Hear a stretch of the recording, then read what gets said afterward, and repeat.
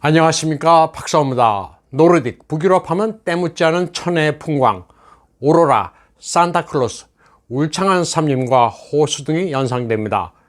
또 경제적으로는 복지 수준이 높고 세금을 많이 걷는 사회 민주주의로 인식하고 있습니다. 그런데 중요한 것은 노르딕 국가가 발전한 것은 삼인주의 때문이 아니라는 점입니다. 이들 국가들은 좌측인 사회주의로 방향을 틀기 전에 이미 번영을 이뤘습니다.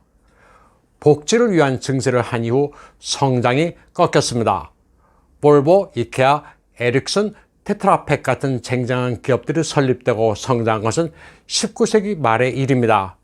세계가 바뀌고 60년대 말에서 70년대 초 좌측으로 가면서 성장이 약화됐습니다. 그런데 좌파들은 이런 진실은 이야기하지 않습니다. 복지 혜택이 많은 전망을 부각해 이상적인 모델이라고 선전합니다. 미국 민주당의 극좌파 버니 샌더스, 클린턴, 오바마 등은 모두 북구가 이상적인 사회주의 모델이라고 생각합니다. 대중의 인기에 영합하는 포퓰리스트들은 노르딕의 사회주의 같은 방식을 채택해야 한다고 끊임없이 선동합니다. 그들의 선동은 정치적 거짓말로 포장됩니다. 또 일부러 피하는 진실도 있습니다. 쿠르드계 스웨덴 작가 니마 사난다지는 스칸디나비아의 환상과 현실에 대해 여러 저작들을 남겼습니다. 그는 스칸디나비아 국가 번영의 진실을 여러 차례 이야기한 바 있는데 그 비결은 문화입니다. 결코 정치인들이 복지국가로 만든 게 아닙니다. 스칸디나비아인들은 신용이 높고 직업 윤리도 강력합니다. 국민 참여도와 사회 응집력, 개개인의 사회적 책임감도 매우 높습니다. 이런 요소들이 북구의 번영을 이룬 자양분입니다. 여기에다 종교 역사가 이런 문화의 생명력을 불어넣었습니다. 때문에 북구에 살지 않는 노르딕들은 타지에서 똑같이 성공했습니다. 예를 들어 스웨덴계 미국민은 본국의 스웨덴인들보다 GDP가 39% 높습니다. 미국 거주 덴마크계도 덴마크 본국에 사는 사람들보다 37% 높습니다. 핀란드계 미국인도 핀란드인들보다 GDP가 47%나 높습니다. 본국보다 모두들 훨씬 잘 삽니다. 스칸디나비아인들은 일찍이 19세기에 미국에 도착했는데 당시 스칸디나비아에서는 사회주의를 실행하기 훨씬 전이었습니다. 국가가 사회주의 정책을 실현해서 복지 수준이 높은 게 아닙니다. 니마 사난다지는 그 근거로 현재 미국에 거주하고 있는 스칸디나비아계 후손이 북구에 있는 같은 세대보다 성공했다는 점을 들고 있습니다. 높은 복지와 고율의 세금이 북구 국가에 도움을 줬는지 아니면 발전을 저해했는지를 곰곰이 따져볼 필요가 있습니다. 사회주의 복지정책 실시 이전에 스칸디나비아 국가들은 이미 빈곤율도 낮았고 소득 격차도 적었으며 경제 성장률도 높았습니다. 예를 들어 스웨덴은 1870년부터 1936년까지 경제 성장률이 산업 국가들 가운데 1, 2위에 속했습니다. 그러나 1936년 이후 스웨덴은 높은 복지 정책을 시행하기 시작했는데 오히려 국가 경제 발전 속도는 낮아졌습니다. 조세 부담이 늘고 공공 분야가 비대해지면서 국부 창출이 둔화됐습니다. 그나마 1975년의 경우 스웨덴은 OECD 기준 세계 4위의 부국이었지만 1990년대 중반에는 13등으로 순위가 크게 후퇴했습니다. 이 밖에 프랑스, 이태리, 그리스가 북구와 비슷한 복지 정책을 채택했는데 그 효과는 북구에 훨씬 못 미쳤습니다. 니마 사난다지의 논지는 결코 북구 국가의 번영은 사회주의와는 하등의 관계가 없다는 겁니다.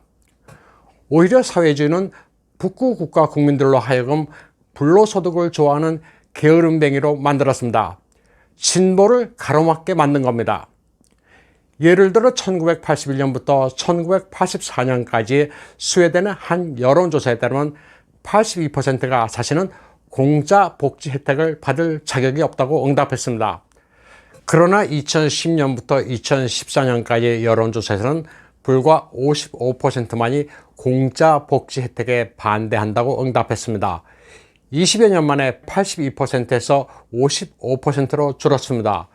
왜냐하면 무료 복지 혜택을 받는 사람들이 그동안 늘어났기 때문입니다. 일단 바꿔보니 공짜가 불합리하다고 대답하기가 껄끄러웠던 겁니다. 또 스칸디나비아 국가들은 오랫동안 군비 지출을 별로 하지 않아도 되는 지정학적 혜택도 누렸습니다. 미국과 나토의 존재 덕이었습니다. 스칸디나비아 국가 모두가 나토 회원국은 아니지만 미국과 나토의 집단 안보 체제가 스칸디나비아를 대신해 외적을 막아줬습니다. 스칸디나비아 국가건 유럽의 다른 사회주의 국가건 일정 정도는 미국 덕분에 군비를 아낄 수 있었습니다. 군비에 지출할 돈을 사회주의 복지제도 시행에 사용할 수 있었는데 그게 앞으로도 마냥 지속될 수는 없습니다. 노르딕 국가는 아직도 복지에 과다한 비용을 지출하고 있습니다. 하지만 이에 따른 성장 정체를 방지하기 위해 높은 경제적 자유를 채택하고 있습니다. 규제, 통화정책, 사법, 무역 등 모든 면에서 시장 친화적입니다. 비효율적인 부문은 과감하게 민영화하고 사유재산권은 철저하게 보장합니다. 공공부문이 국가 경제에 방해가 되지 않도록 억제해 민간 분야가 역동적으로 돌아가게 하고 있습니다. 국가의 간섭이 있으면 번영에 해가 된다는 점을 교훈으로 삼고 있습니다. 노르딕 국가들은 사회주의 실험의 부정적인 결과를 교훈으로 삼으면서 시장 친화적인 방향으로 진화하고 있습니다. 좀 장황하게 말씀드렸는데 핵심은 복지국가 노르딕의 성공 비결은 사회주의와는 하등의 관계가 없다는 점입니다. 사회주의를 하면서 성장이 정체됐고 그 이전에 이미 그 특유의 민족성 때문에 발전을 이뤘다는 겁니다.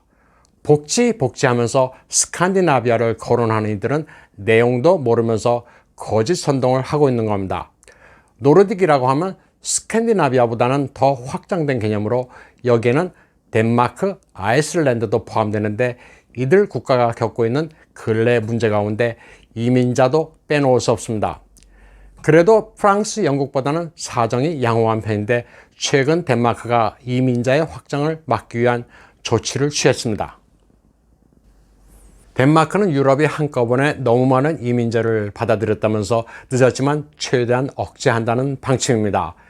덴마크에도 무슬림 인구가 크게 늘면서 모스크까지 만들어진 지 오래입니다. 모스크 밖에는 치안을 위해 경찰이 경비까지 서고 있습니다. 비서구인 집단 거주 지역은 과거 유럽의 게토처럼 변하고 있습니다. 게토는 사회적으로 차별받는 유태인의 빈민굴입니다. 덴마크 내무주택부는 비서구 이민자가 특정 지역에 정착하는 경우 그들 특유의 종교, 문화, 공동체를 그대로 이식하는 위험이 늘어난다고 밝혔습니다. 때문에 정부는 이민자와 현지인이 혼재된 주택가를 만들어 향후 10년 동안 덴마크의 모든 주택가에서 비서구 이민자의 비율을 최대 30% 안으로 억제할 것이라고 말했습니다. 비서구인들만 몰려 살면서 특정 지역이 게토화되는 것을 억제한다는 겁니다. 비서구 이민자만 몰려 사는 게토 지역은 높은 실업률과 범죄율, 저소득, 낮은 교육 수준이 문제입니다. 덴마크 내무장관은 비서구 이민자들이 특정 주거 지역의 원래 고향과 똑같은 사회를 이식하는 것을 방지함으로써 좀 더 다양한 구성의 주민들에게 편한 주거 환경을 조성하려는 취지라고 밝히고 있습니다. 이를 위해 덴마크 정부는 게토 지역에서 발생하는 범죄에 대해서는 2배로 가중 처벌하며 비서구인들의 동화를 위해 강제 언어 시험도 도입하기로 했습니다. 그리고 학생들에게는 덴마크의 가치관을 교육하기로 했고 그들만 집단으로 거주하기 십상인 공공주택의 비율을 억제한다는 방침입니다. 비서구 출신 이민자들 거주지역의 게토화를 방지하고 이들을 제대로 된 덴마크 시민으로 동화하겠다는 정책은 이를테면 영국 같은 경우와는 상당히 대조적입니다. 영국의 경우 무슬림 인구들이 사는 지역은 철저히 게토화됐습니다. 원래 고향을 그대로 영국에 이식한 모습입니다. 런던, 맨체스터, 워릭, 버밍햄, 글래스고우 등 영국 전역에는 2009년 기준으로 85개 이슬람 샤리아 재판소가 설립됐습니다. 남의 나라에 와서 그들만의 율법으로 무슬림을 다스리고 있습니다. 범죄가 발생해도 무슬림들은 영국 법이 아니라 그들만의 거주지에서 샤리아 율법으로 다스려집니다. 덴마크는 이 같은 영국의 병폐를 교훈으로 삼고 있습니다.